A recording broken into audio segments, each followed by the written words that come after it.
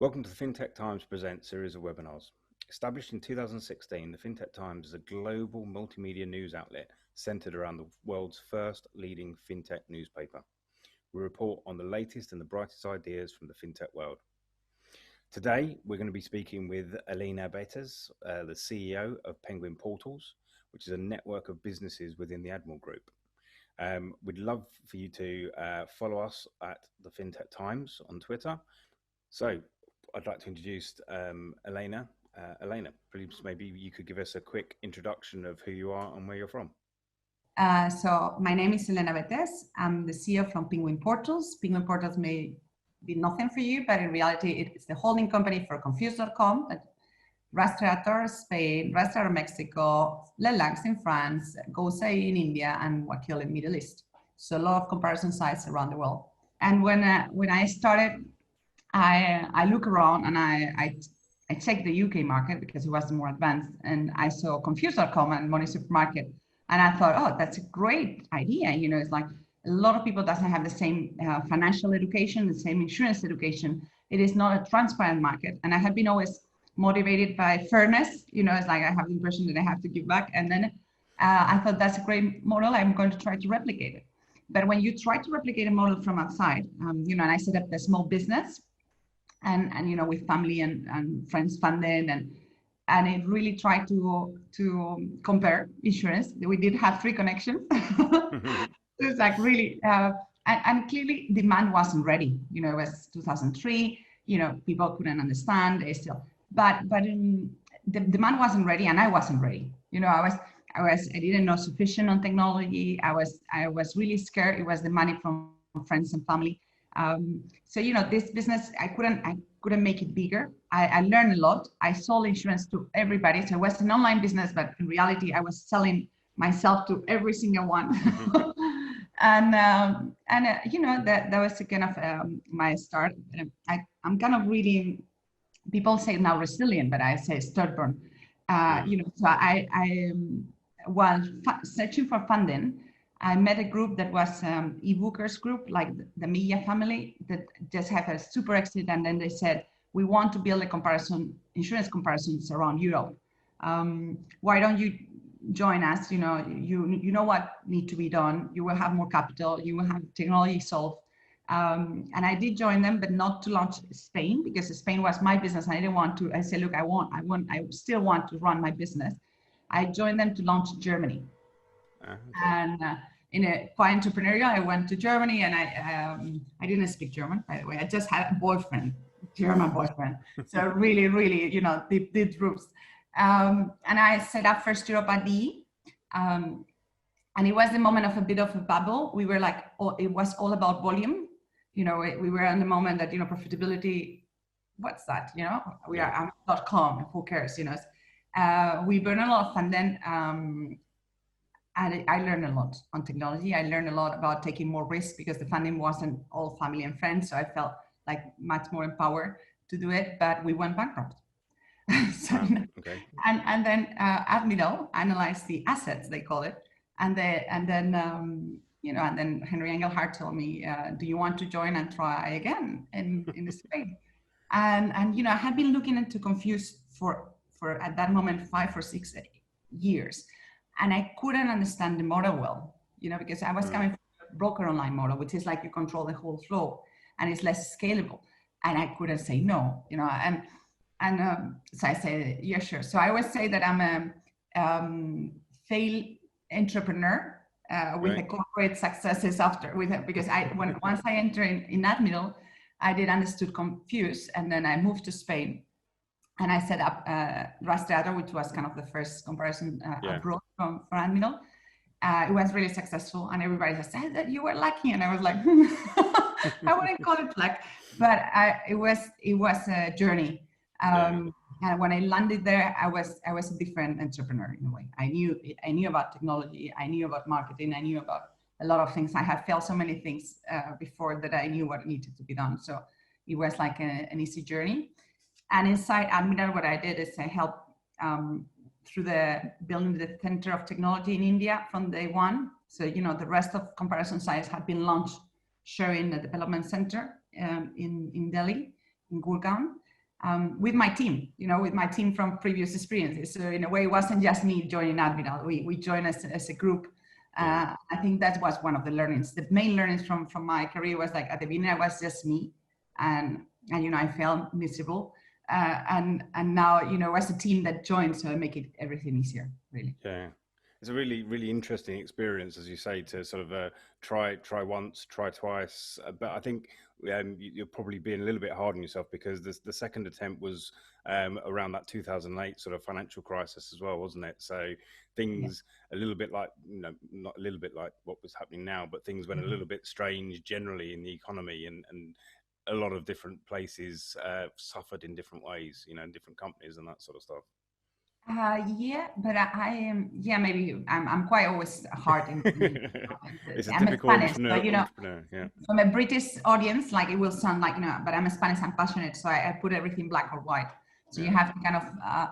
But in reality, it was 2008. We were still not crashing in the bubble. So I think but clearly we entered in a deep crisis, and profitability was going to be relevant, and our model wasn't clearly going into that direction. So yes, we were affected by a crisis, but I think sometimes crises are good to clean the concept and remind us what is relevant and what is not. And when you set up businesses, you should aim for them to be profitable at some point. So I think it's that's a whole nother conversation in its own right with some of the companies at the moment. So we'll maybe park that one and talk about that later. But it's really interesting, obviously. So then, obviously, joining Admiral and effectively leading the sort of the first overseas market comparison site for them. What was the sort of like the setup process of that, and how did that compare to when you were doing it on your own? How did you approach it differently? Oh, I did. I think, as mentioned, first the team was there, not the whole team, but relevant people. My CTO was coming from my initial company. My IT team was sitting in India. So all my technical team was in place. So that was substantially different. But the second main difference is the raising capital.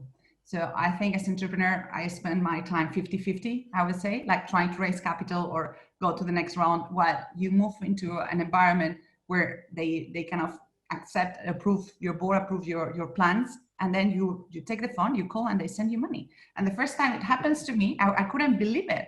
I raised my phone, I say, I need that money, and it was sent. And it's like, oh, wow, they didn't ask me, So I think that you save a lot of time, and therefore the focus is easier on the operational side, on the business, on what matters really, where you are creating value. So I think that was a second big difference. The third, and really, I understood the model. Yeah. Okay. So because we were coming from a value chain that we would control the online closing, which make the model less scalable. And then I landed into Confused, where analytics and were different, and that were able to say, like, you will do the closing for me, and I will have models that tell me that if you are doing right or wrong. So it's like understanding the model and understanding that the conversion of that model that we have always estimated lower was higher was key. So those were the three things that really changed my life. Yeah. It's kind of an interesting sort of concept. I guess a lot of people have a sort of a negative connotation on intrapreneurs, people working within big corporates, because they feel like they're not really sort of like pushing themselves out there and struggling and all this sort of stuff. But actually, when you think about it, it's pretty much the same sort of deal. The only difference is that instead of pitching to 100 different investors, you're pitching to a board or to a group and asking them for money as well, and they're not always going to say yes or no. So it's an interesting sort of, I mean, they're obviously more likely to, and you only have to pitch to one person, I guess. But I am quite negative with entrepreneurs in a way, intra-corporate. I think there has been a trend. I think Admiral is slightly different because even the founders were entrepreneurs. I think now there has been a trend that every corporate has their incubator, but they don't run it with the right rules. They don't kill businesses. They let them. It's really difficult in a corporate to accept failure or kill a business, because it's cheaper for you to keep it running than accept your failure on the board. So I think it's really important. I do think intra-corporate entrepreneurs are relevant, and that's my role right now. So what can I say? But in reality, you have to do it right. And I think there has been a lot of mistakes and a lot of overprotection into several incubation areas. And I don't think that those are, so I, in a way, I almost joined the normal entrepreneurs to complain about the corporate, because I think there has been a lot of wrongly managed incubators, I would call it, you know? I was gonna say, I think that's a kind of debate that will sort of run on for a long time anyway. But let's start. Let's have a little bit of a conversation now about comparison sites, which obviously you know quite a bit about. So obviously, as you said in your previous sort of roles, it wasn't quite the right space, right time. So what made it different with Admiral when you set up again in Spain that was the right time for the market? It was the crisis, you know. I think it's relevant to understand that we are anti-cyclical. So it's like saving money is more relevant. Saving money is much more relevant on a crisis, on a recession. You know, I joined Admiral 2008. I got the approval from the board September. We were launching in March 2009. It was a deep crisis in Spain. You know, it was really, really difficult momentum for us. Big bubble on real estate. So I think the cycle, it was helping the model. That was one relevant thing. It's not when it helps the model, it doesn't just help it from the demand perspective. It is a model that requires a media investment to push and create a brand. When you are in a low cycle, cost of this media is lower. So your entry fee is lower. So the cycle is relevant not just on demand, but on kind of operational aspects too. So I think that was a helper. So that's kind of like lowering the market entry cost for a new company to come in at that point. You know, the fact that we are kind of against the cycle makes it a better business to be launched on crisis in a way. And you know, I think, you know, not minimize the learnings. I will have never, ever gone to mass media with my know-how before, you know, with my metrics, with my attribution models. So the things I have learned in UK, that's were something that we were implementing there. So, you know, there was a combination of factors. I think the fact that I was backed by Admiral, you know, because when I was with Punto Seguro, I managed to get 5 connections, you know, while when I landed with Admiral, I say, look, this is us, this is what's going to happen. If it happens and you don't join, you are making a mistake. While if you are a tiny entrepreneur and say, this is the future trends of the market, I'm here, I'm going to push it, the power you have is lower. So I think to what we call created the panel to create the product is really, really much better to have somebody back in you really strongly, or people that the insurers fear because it's like they have to have the impression this is happening, and again that change. So from the demand perspective was the right moment. From the offer perspective, I have sufficient back to go there and say this is happening with or without you. And then another fundamental thing happens is that on 2009, Mafre decided to join Capital. We were not looking for a strategic partner or capital, but when we went to visit Mafre and said, we will never join, what if we buy you? And we say, we are not for sale, you know, you don't have sufficient money. And it's funny, but I think if you tell insurance you don't have sufficient money, they value for entrepreneurs. And then we say, look, there was a discussion, but I think we did really well in terms of accepting them because they help us to understand better the market, and they send the message to the market, this is happening. So I think there was like the perfect storm. You know, we have really bad storms before, but this one was perfect. One of the things. It's really interesting. And then obviously since that point, starting off with obviously confused.com and Restaurator, but then you expanded from there into other places as well. And so how was the move for you personally, obviously from being the sort of the CEO of the Spanish entity and then moving into more of a sort of a global CEO role?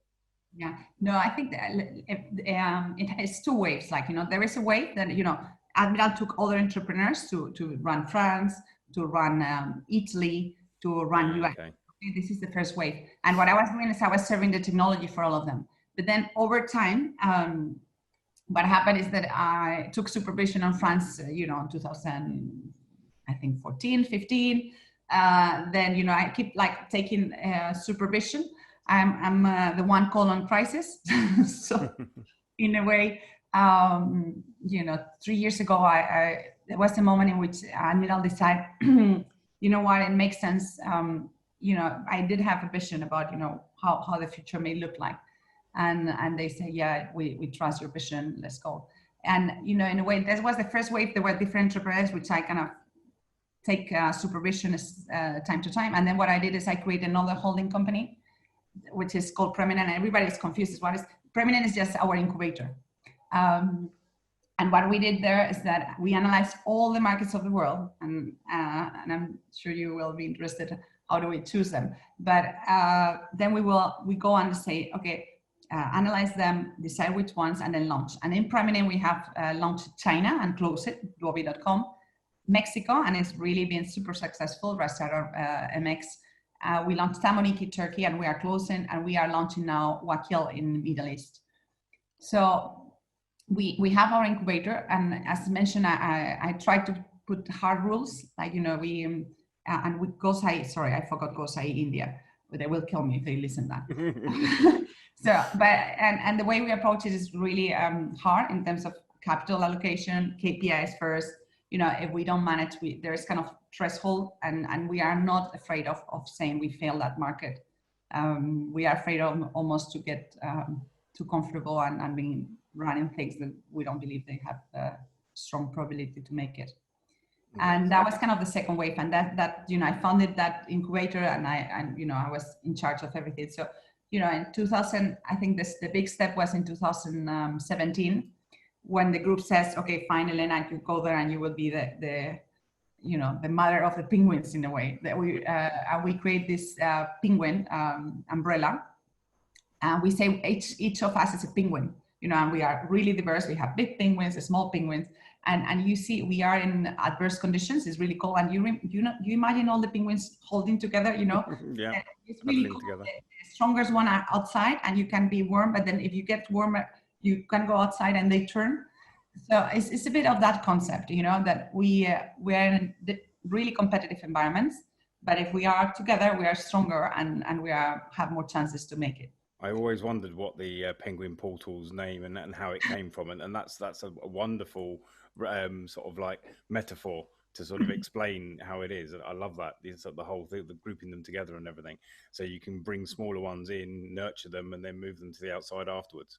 Lovely idea. Yeah, very, very nice. And it works in that way because, like, for example, Mexico, you know, was a tiny penguin, and now it moved out. And Mexico is the one that is, I would say, leading or teaching us about a lot of online closing, a lot of how to use WhatsApp, how to use other channels, things that in Europe maybe we can still not do for compliance reasons, and they are being moving ahead. So it's really this concept of a small penguin could become quite strong and move on the outside, where, you know, bigger penguins are incapable to do that. So it's really, the concept is visual, but it's not just visual, it's fundamentally powerful from an operational perspective. Yeah. Okay. So moving back to sort of this, how and you sort of alluded to it, how do you select which baby penguins to bring in? I love that concept. Okay. Well, it's not about love. It's about analytics. But what we do is we it's funny, we listed all kind of conditions about the market. What, of course, the ones that you will expect, you know, internet penetration, size of the market, number of insurance policies, premium, loss ratio from the market. You know, we list all kind of conditions, and we group it in two sides: the offer and the demand. In a way, demand is like, you know, are the clients ready? Are they connected? Are they either how the distribution is doing? Like, you know, is the distribution based on broker or based on exclusive agents? So really deep understanding about that part. And then you go into, are the insurers ready? Are they ready technically? Are they willing politically? Are they, you know, so what is the situation? Is the market that is fragmented? It's not fragmented, it's aggressive, it's not. So you do a deep analysis. And once you have done that, we selected 20. And then you start trying to hire people that you trust for doing the analysis and take the lead after. You put them with you for 3-4 months, 5 months, and you ask them to do a business plan. They do the same I did. I joined Admiral as almost a consultant, and then you go to the board and you ask for your approval. If you get it, you are going to your country and you set up your business. If you don't get it, you don't get it. Interesting. Yeah, So kind of like an internal startup pitch. yeah. It's kind of, yeah. So, and that's the way. So it may be countries that we didn't thought it were, but then we have somebody that we really, really trust, and then we go. And there are other countries that we really, want to do, and maybe we don't, so it's really mix of combination. I always think it's all about people and the right conditions, and it doesn't mean that if I failed several times. So it's not that we have failed and the entrepreneur wasn't good. Maybe the market wasn't ready. So it's a combination of factors, but if you have the right people, you have much more chances. Yeah. So is it a question of there isn't one sort of there's obviously, as you said, there's a couple of metrics. So there's obviously the metrics, the analytics of that market needs to work. The person, there needs to be a person in that market that has the experience that will work. Are those two interchangeable? So you can have the person and then you figure out whether the market works, or you have the market works and then find a person? We prefer to have locals, so in a way but in reality, some of them are interchangeable. But yeah, and then there's a third one, which when you have this person will do a business plan. And reality, there is not the same to launch in a country or in another country, because the cost of a lot of things are different.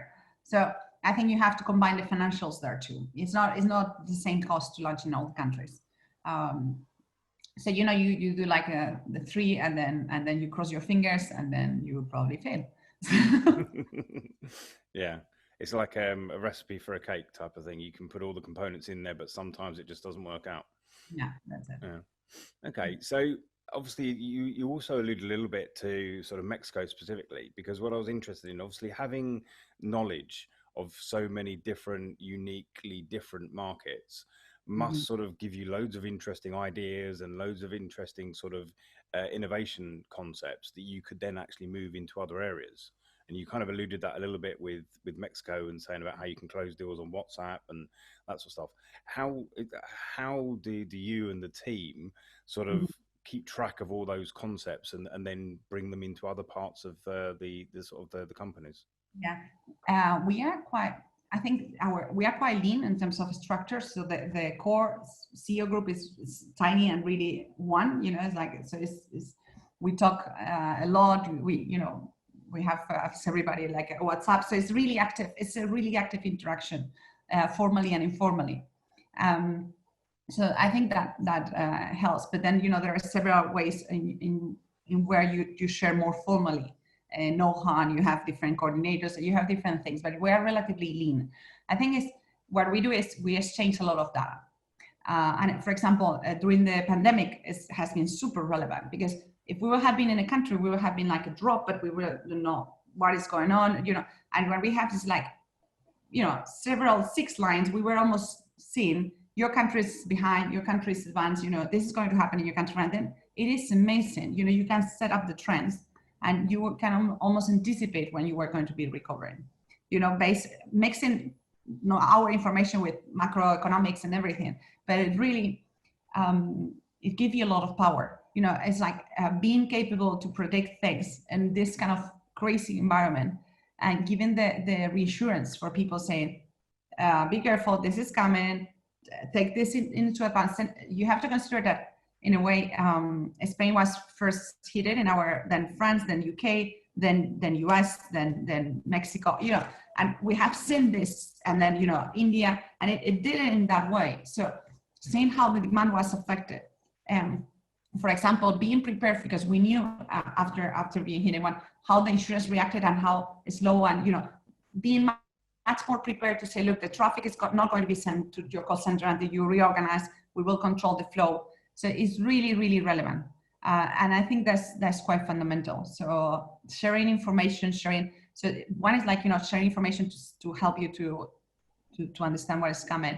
And then on innovation, it's really easy, because, we share, this is working well, this is a disaster, and then through the sharing, then we have more formal groups that are set up. to work in transversal teams, you know, and then they work together to do things. And the fact that we are now working all from home make it easier for us, Okay. because like before it's like you have to ask somebody sitting in, you know, Mexico to work in a team that was all sitting together in Cardiff, and now it's different. Now it's like, Yeah. you know, they're all sitting at home. So yeah, I think I think for us, from numerous conversations with others, sort of saying that international collaboration has actually gone up during lockdown rather than down. So it's really interesting to hope that we can maybe keep some of those things alive, you know, post the lockdown and post the crisis as well. we are we are we are in a way evolving so quick that for us it's like the new normal. So it's like we don't expect to come back in a way. Mm. So it's like we already don't see the coming back as defined as the same. So I think we had a great opportunity on the places that our rental leases were expiring. We are leaving the offices and moving into spaces that will have you know, meeting rooms, and then Yeah. you will go once or twice per week, you know, Interesting. um, and testing the concept. And you know, in the way we do it is like we did it on the place the renting is going to be expiring. We test it. It works. The others will follow when the rent expires. But I'm testing it in one country. If it works, we will all follow. So, and this is a clear example of it's the concept of scalable learning. It's developed by a professor in US, but this professor says like in the 20th century, it was all about factories. So you needed to scale the processes, you know, you make it more efficient. And that was the way. On the 21st century, it's about scalable learning. And the only way to have scalable learning is to have a culture that allow it. And what it has happened with this pandemic is that it has forced everybody to work in a system that help us to be quicker on the scalable learning. So it's quite, you know. Yeah, quite good for that. We're running out of time, and we could probably speak for a lot longer. But there's one final question that I really wanted to sort of put to you, and it's a little bit related to what you just said. You know, so looking into the future for geographical expansion, what sort of countries, markets have you got your eye on at the moment? Is there sort of some in the running still? Oh, you know, in a way, if you will ask our CEO from Prominent, I think he will tell you that he thinks that Asia is fundamental, and you know the future is coming from Asia. So the fact that we fail doesn't mean that we won't want to try again. Mm. And I think the fact that we were successful in Mexico, you know, make us more reconsider if we should expand into Latin. So I think that will be the two main areas that is in our radar right now. Next one. So more into Asia and more expansion into South America, maybe. That's it. I think Yeah. that was the, you know, Latin or Asian. And do you think it's because, as you said before, those markets are now developing their sophistication on insurance products, whereas before they'd never really had a need or really sort of there wasn't a market there? Yeah, clearly they are evolving. I think if we don't enter in Asia, the window of opportunity will move on. And we will have to see. But again, you know, right now we are like on this 2025 environment, and we don't have a clear winner. Yeah, We wonderful. launch one per year, so it's not that we launch it them like easily. You know, it's like really we try to focus and develop something. Yeah, takes a fair amount of time, definitely. Well, it's been an absolute pleasure to speak with you. Thank you very much for letting us have this conversation, and we're really looking forward to sharing this with our audience. Thanks to you, Mark. Okay, thank you.